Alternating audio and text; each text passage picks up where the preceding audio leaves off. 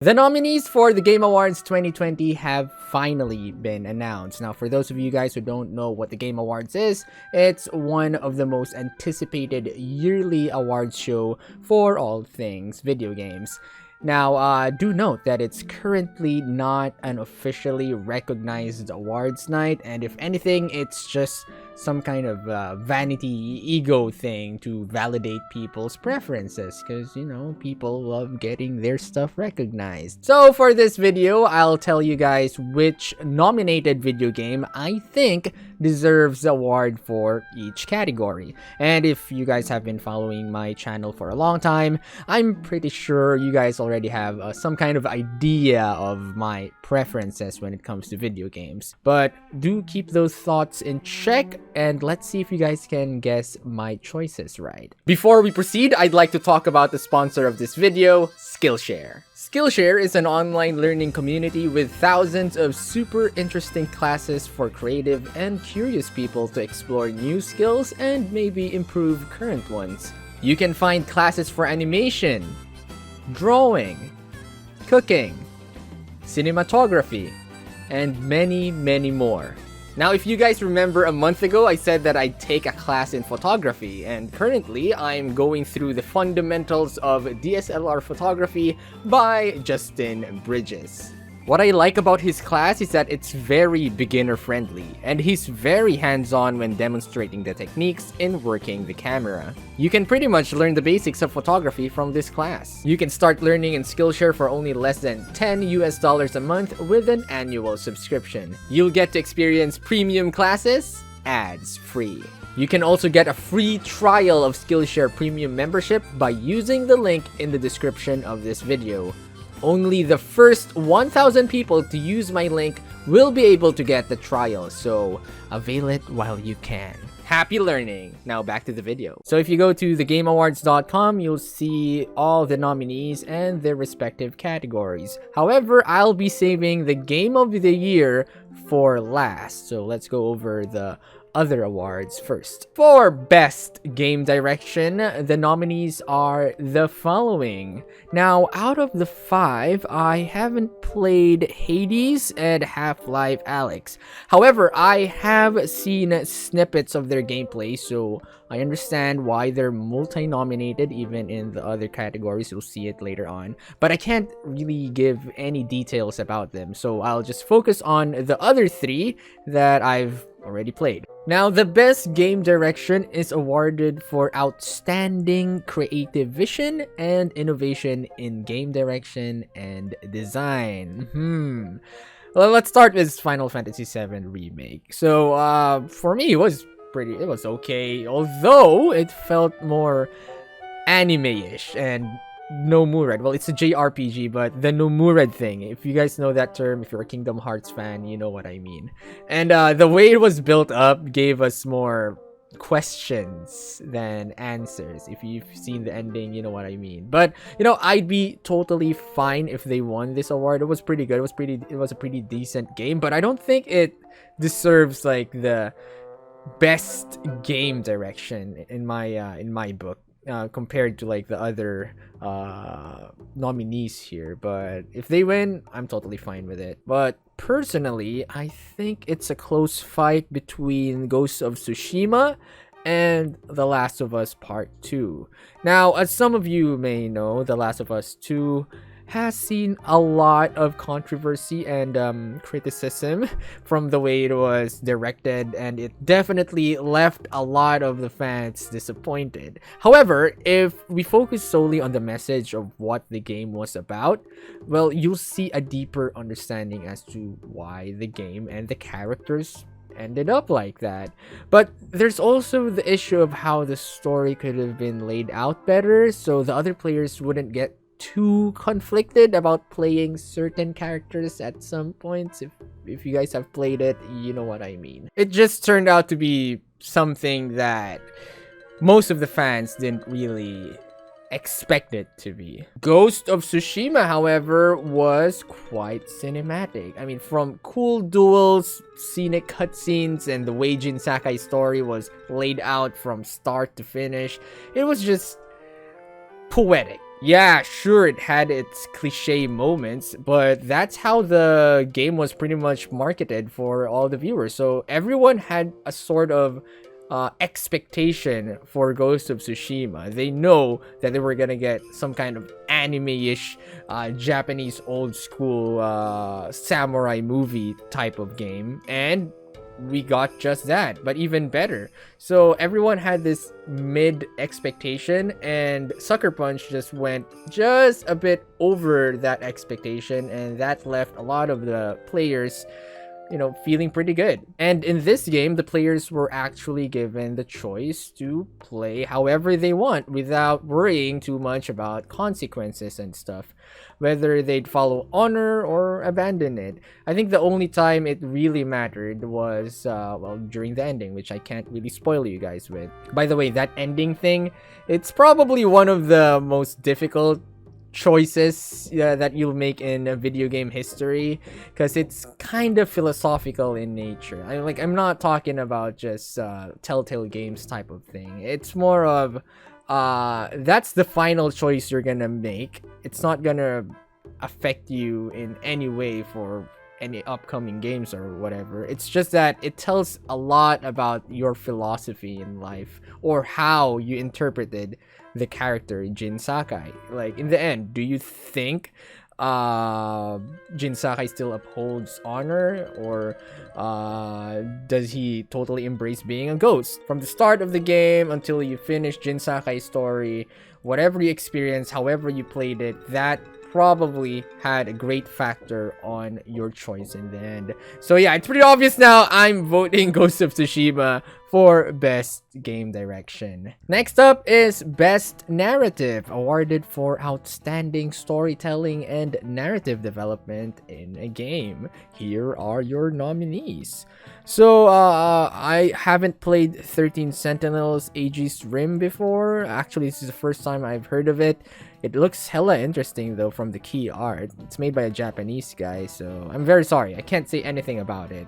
But let's go over The Last of Us Part 2 first. Now, about TLOU 2, the characters we all knew and loved either didn't get any development because they died, or they became someone or something that we totally didn't expect them to be. But you know what? I'd be totally fine if they win this award. But I'll be just, okay. Nice. Well done. But if you ask me which of these games totally deserves the award, to the point that I'd be super happy for them getting the award, it's gotta be FF7 Remake and Ghost of Tsushima. I mean, either of the two totally deserves it with how they fleshed out the storyline and their plot. Like, for example, FF7 left people wanting more, while Ghost of Tsushima left people utterly satisfied. And for me, that's a win-win for both games and the players. So yeah, for me, it's a tie between FF7 Remake and Ghost of Tsushima. Next is Best Art Direction for outstanding creative and or technical achievement in artistic design and animation. Here are your nominees. Now, unfortunately, I haven't played Ori and the Will of Wisp. However, I have played Ori and the Blind Forest. And if you ask anyone else who has played the game, you'll know why it's even nominated in the first place. Now, quite frankly, this is a tough decision because all the nominees here have such an amazing game engine, and the graphics are just so cool, despite, like, for example, Hades is 2D with a mix of 3D, but it looks so freaking charming. I cannot describe what Ori is. You just have to just look for a gameplay footage and you'll know what I mean.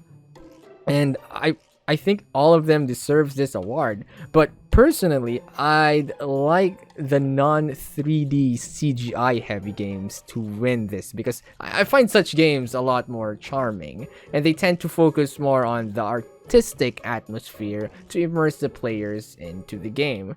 So here's hoping that Ori or Hades gets it. Okay, two of the games I haven't played, but they have my respect for being nominated against like TLOU 2, Ghost of Tsushima, Final Fantasy 7. You know what I mean. Now, I don't know about you guys, but when it comes to indie games, the first thing I look at is the art style and just how atmospheric the game is, especially when it comes to horror indie games. But again, Hades, I saw some gameplay of it. It looks absolutely beautiful. Ori and the Will of the Wisp, look at the trailer. You'll know what I mean. So good luck to these games. Next is one of my favorite categories, Best Score and Music. For outstanding music, inclusive of score, original song, and or licensed soundtrack. And here are your nominees. Now, I'm gonna be a bit biased here, and I'm sure Hades and Ori has amazing soundtracks, but I gotta give this award to FF7 Remake. You know, nothing beats the nostalgia and LSS the OST has given me until this day. Dude, I'm still playing the OST in my head whenever I'm doing random things in my life. I find myself playing some of the OSTs in my head whenever I'm doing random stuff here in the house or outside.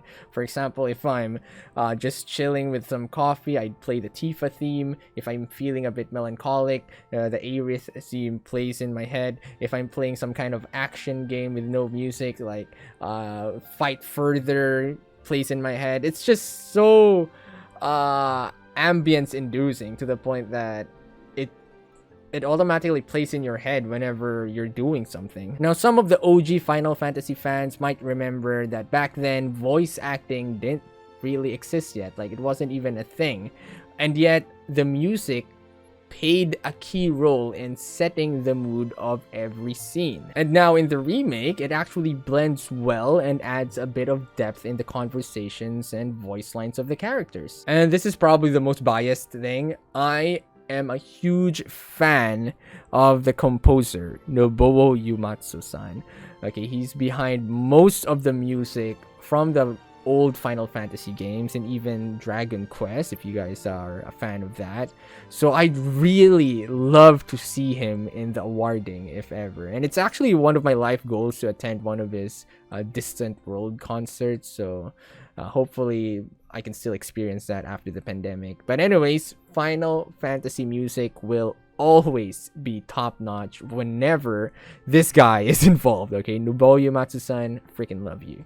And yeah, my vote for the best score in music goes to Final Fantasy VII Remake. Next up is Best Performance, awarded to an individual for voice over acting, motion, and or performance capture. Here are your nominees.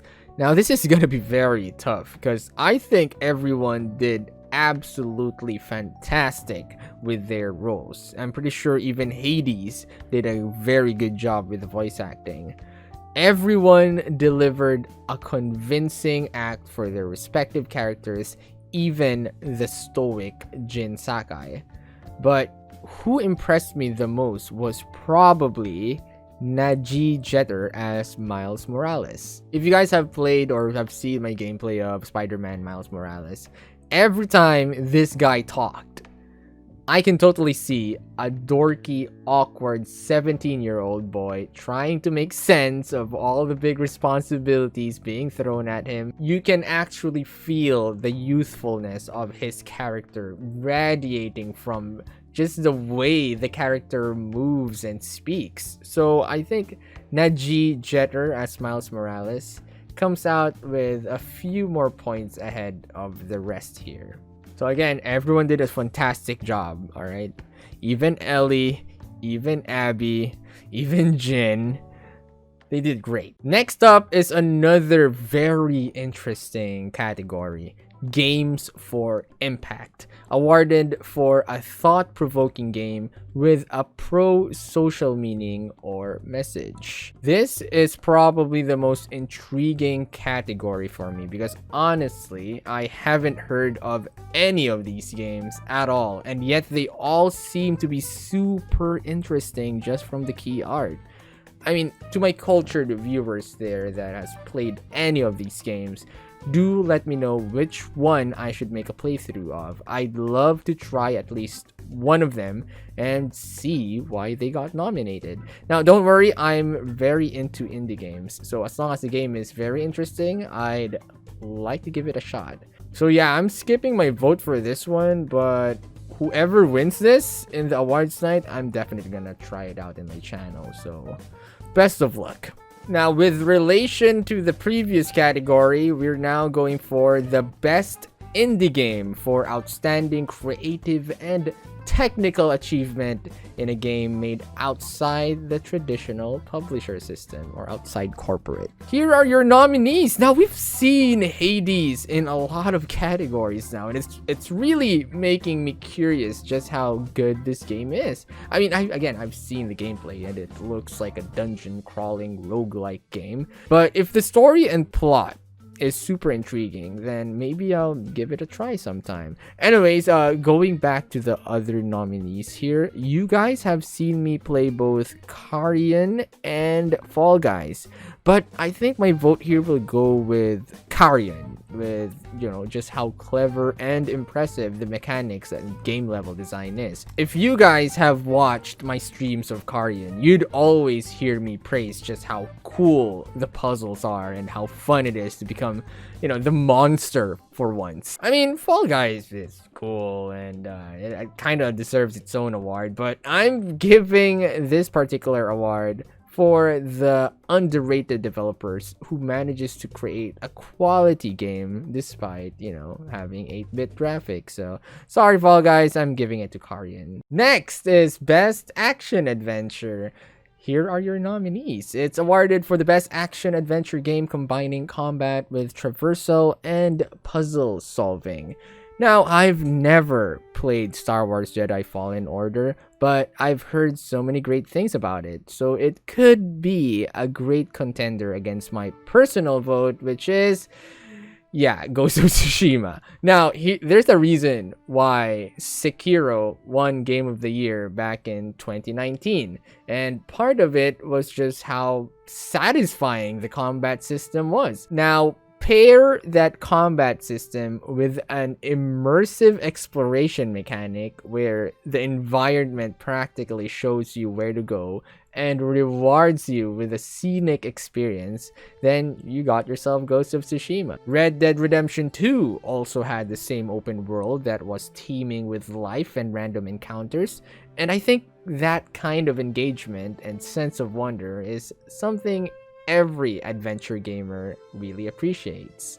Now, GLOCO, Spider-Man Miles Morales also has the same formula of fast-paced action, satisfying open-world exploration through web swinging, real-time events at every corner, and a hustling, bustling New York City, but I'm more of a nature guy, so my vote is with Ghost of Tsushima. But quite frankly, if Ghost of Tsushima or Spider-Man or Jedi Fallen Order wins this award, then super congratulations. I'm very, very happy for either of this three to win this category. I've played a bit of Assassin's Creed Valhalla, but I haven't really dwelled too much into it to make a sound decision.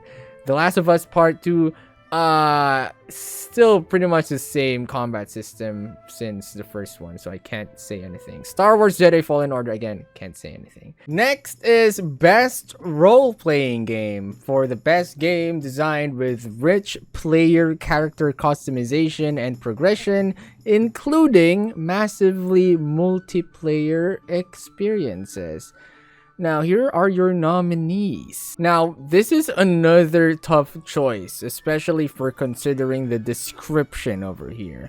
I mean, if we're talking about rich player character customization, Yakuza Like a Dragon would score high points on that. If we're talking about progression, then it's Persona 5 Royale. Massively multiplayer experiences, Genshin Impact. Now, the problem about these nominees is that all of them are just so niche. FF7 Remake caters to JRPG players who are into hack and slash as well as old FF7 fans. Persona 5 Royale and Yakuza pretty much has the same niche of players and similar playstyle. Genshin Impact is currently hot and trendy right now and has a mixed player base of both casual and hardcore RPG players. And I have absolutely no idea what Wasteland 3 is all about. Point is, each game has something different that makes them stand out from each other.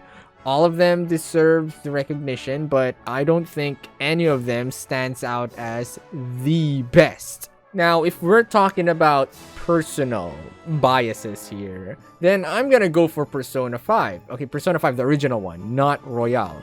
But Persona 5 Royale didn't really deviate too much on the original story, so there you go. Yeah, I haven't played Royale yet, guys, I'm sorry. So since I haven't played Royale yet, my vote can't really be validated here. So yeah, I'm gonna skip this category. I think any of these nominees deserve the win.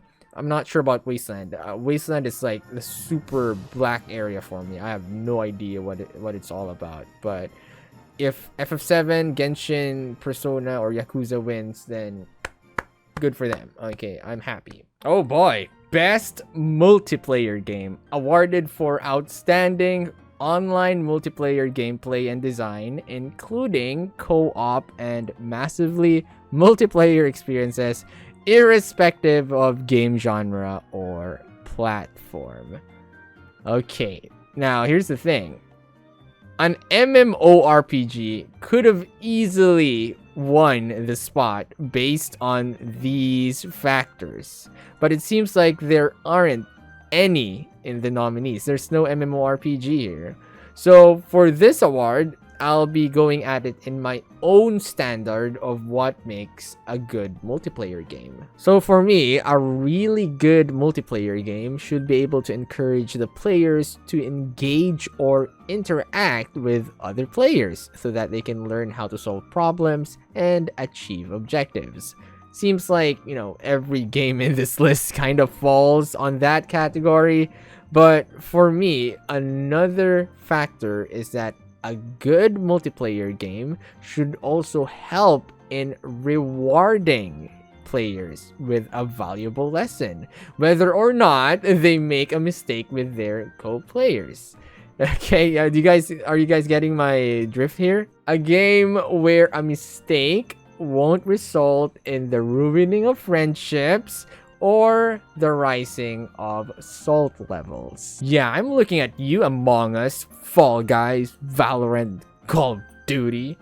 So my personal vote is going for Animal Crossing New Horizons. So I think a lot of people will agree with me here that Animal Crossing New Horizons deserves this award.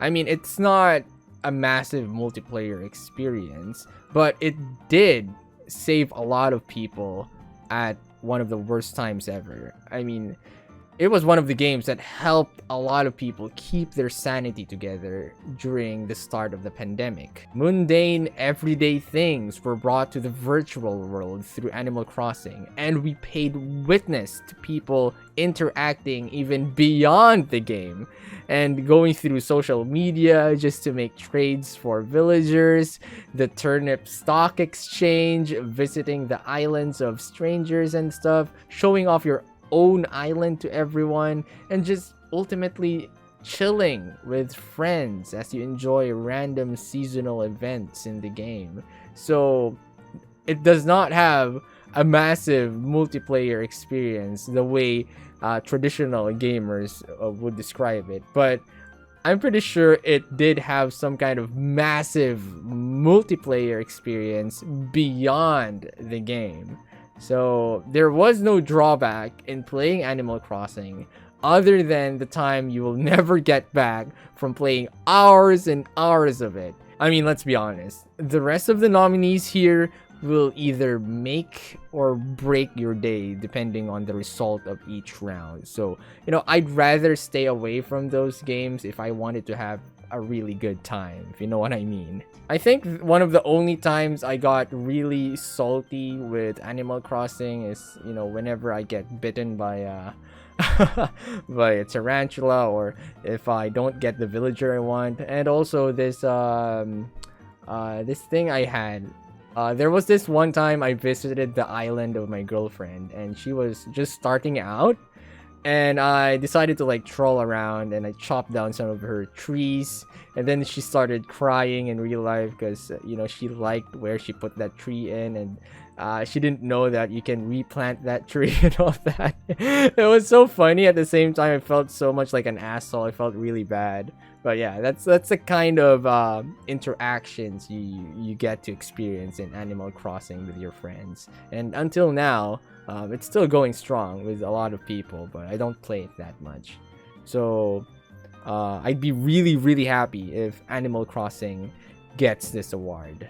Now, you may have noticed I've skipped some of the categories here, like Content Creator of the Year, Best Debut Game, Best Esports Athlete, Coach, Event, and other stuff. I'm skipping those because they don't have nominees that I'm familiar with. Like, I don't care about esports coach, events, and all that, or best racing game. I have nothing to say about that. I have no inputs on that, so I'm skipping those. And finally, Game of the Year, awarded for recognizing a game that delivers the absolute best experience across all creative and technical fields.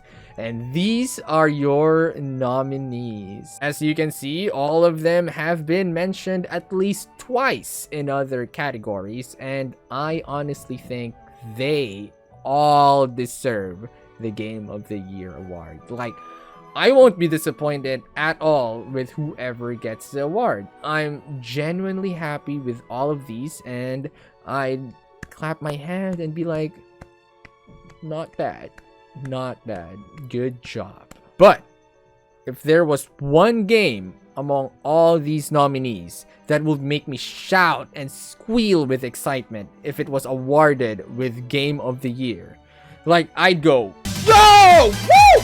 Yes! That's what I'm talking about. Let's go! Let's freaking go! Game of the Year! Then that would be Ghost of Tsushima. Like, I have absolutely no complaints about that game. And like I said before, Ghost of Tsushima left me very satisfied. From the soundtrack, the combat system, the exploration, the top-notch camera mode, the epic anime duels, and just how the game sets you up in the beginning. Wait, am I controlling this? Oh, wow. Damn, look at this cinematic freaking thingy.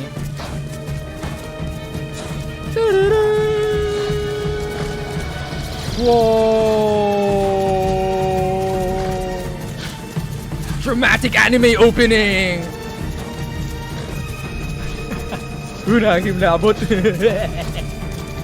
That scene still gives me chills to this day. After playing Ghost of Tsushima, my wanderlust has only gotten worse.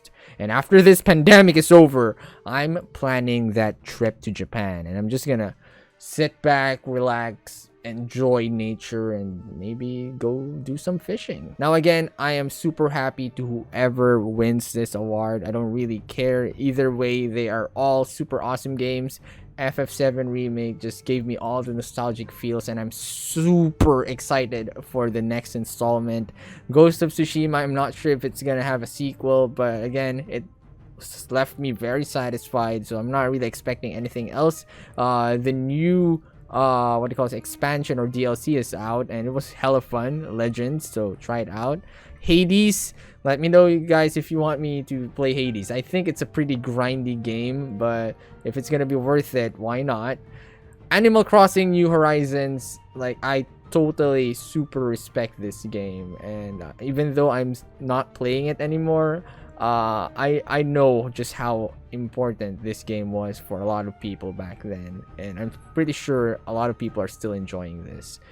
The Last of Us Part 2, despite all the criticisms, despite everything, the controversies and all that, it still held out in giving the message that it intended to send. So still kudos to Naughty Dogs for giving us a quality game, and it really gave us like something to think about after experiencing all of that. Anyways, that's it for my personal game awards. How about you guys? What's your game of the year or best something or whatever?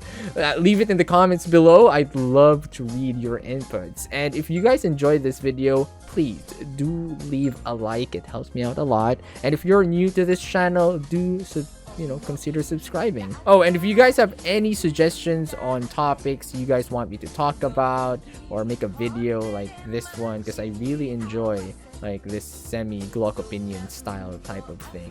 I was supposed to make an anime video about my top picks for the season, but I just got really busy with projects and stuff, so I couldn't. But again, if you guys have any ideas, let me know. Alright, so thank you so much for watching, and I hope you guys enjoyed, and do stay safe.